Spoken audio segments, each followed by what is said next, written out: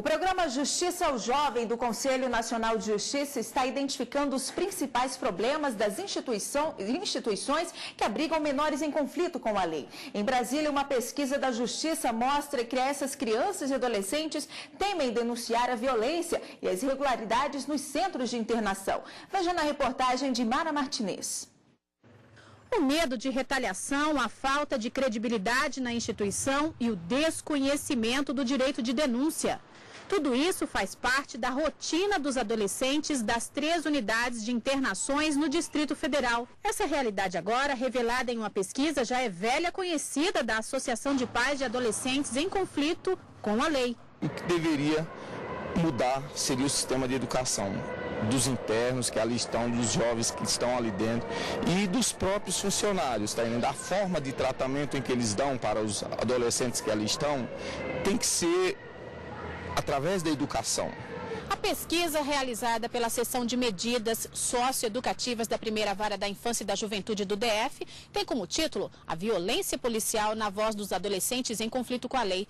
Os jovens internos cumprem medida socioeducativa de liberdade assistida ou de prestação de serviço à comunidade. Cerca de 80% dos entrevistados não denunciam os atos violentos. Por acreditar que não adianta, que essa denúncia não vai ser levada com seriedade, então há um descrédito em relação às instituições de apuração, e também porque nem sabia que tinha esse direito. Então eles não se veem como sujeitos de direito, eles nesse momento são vítimas de violência, mas eles não se veem com esse direito, por ser autor ou suposto autor de ato infracional. As agressões apontadas pelos adolescentes são de natureza física e psicológica.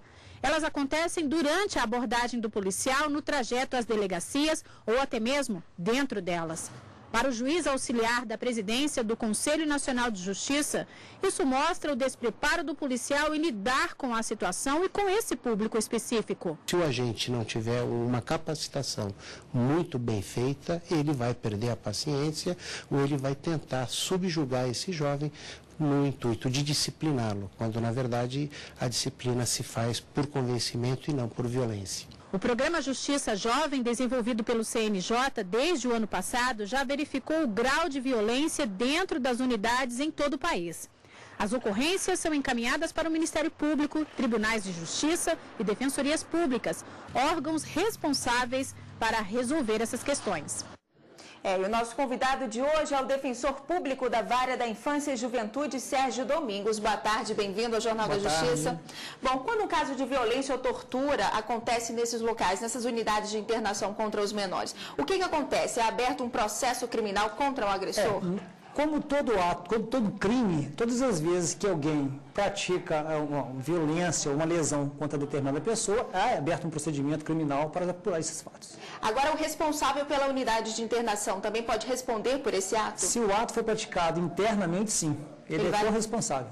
Agora, como é que o agente ele pode disciplinar esse jovem sem agir com violência? O que é recomendado nesse caso? Nós ouvimos agora o secretário do CNJ informando, pelo convencimento, pela preparação dos agentes, para que possa agir de forma disciplinar com os adolescentes e não pela violência, porque a violência apenas alimenta mais a violência dentro do CAJ. Agora, o curioso também é o aumento de número de internações desses menores, né? Que parece que com o passar dos anos só cresce. O que acontece é o seguinte, porque todas as vezes que se aplica essa medida mais drástica, o Estado deixa de aplicar uma medida que poderia apresentar algo mais favorável que a liberdade assistida, mas não o faz. E quando o faz, porque não existem políticas públicas para atender essa demanda. Quais que são os direitos desses menores internados? Olha, tem direito a ser assistido por um defensor ou por um advogado, tem direito a um processo justo, tem direito à visitação e agora já começa a se estudar o problema da visita íntima para os adolescentes. E o tratamento lá dentro, como é que deve ser feito? Ele tem direito ao quê? Ele tem direito a uma assistência social, um atendimento com um psicólogo? Ele tem o direito à educação, à saúde e ao planejamento para a sua saída quando do cumprimento da medida. Agora, esses são os direitos. Eles são cumpridos, esses direitos? Não são. Porque nós recentemente verificamos no CAJ com uma necessidade de cobertores, de chinelos, de toalhas, e o Estado não atendeu essa demanda primária dos adolescentes. Não é? E também nós não verificamos o trabalho, a reestruturação da família para receber o adolescente quando deixa, por exemplo, o CAJ.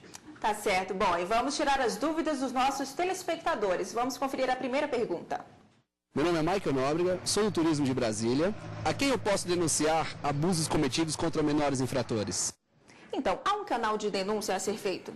A denúncia pode ser feita tanto na Promotoria da Infância quanto na própria Defensoria Pública, porque essas denúncias são formalizadas e são levadas ao conhecimento do juiz da vara. Mas hoje as unidades de internação, como o senhor vinha falando, elas se assemelham muito às cadeias convencionais, sim, né? Sim. Sendo que dessa forma a ideia da internação é que ela seja uma medida socioeducativa e não punitiva. Ela hoje só se apresenta pelo canal da punição. Não há ressocialização, que é a grande demanda que o Estatuto nos impõe, não é? Que ela seria uma medida também retributiva pelo ato que ele cometeu, mas ela teria o viés mais importante, que era a ressocialização. Isso efetivamente não é cumprido. E eu acredito que quase em todo o país, né, nós não temos unidades de internação nesse modelo previsto pelo ECA. Né? Olha, nós estamos na capital da República. Nós temos essas violações. Quando você busca o interior do Brasil, as violações são gritantes. Bom, tá certo. E temos mais uma dúvida para responder. Confira. Meu nome é Marco Antônio. Gostaria de saber se eu posso fazer a denúncia anônima de abuso contra menores infratores? É possível fazer essa denúncia anônima? É perfeitamente possível ser feita a denúncia anônima. Até porque quem denuncia pode ficar com medo de uma retaliação, né? Exatamente. Nós colhemos essas informações e se mantém o sigilo. Tá certo. E repetindo, qual que é o canal de denúncia? Onde que a pessoa pode procurar? A Defensoria Pública e a própria Promotoria da Infância e Juventude. Tá certo. E temos agora mais uma dúvida para responder. Vamos ouvir. Meu nome é Karine, eu sou servidora pública. Eu gostaria de saber, se o menor sofre abuso por outro interno, quem responde por isso? Então, e quando o abuso ele é cometido por outro interno e não por um agente, quem que vai responder por isso? Tanto o abusador, tanto o violador da regra responde a um ato infracional, como também pode ser responsabilizado os agentes que foram negligentes nos cuidados, como também o próprio diretor da instituição. Mas em se tratando de um menor de idade, o pai dele pode responder também, de certa forma, pelo ocorrido? Civilmente pode.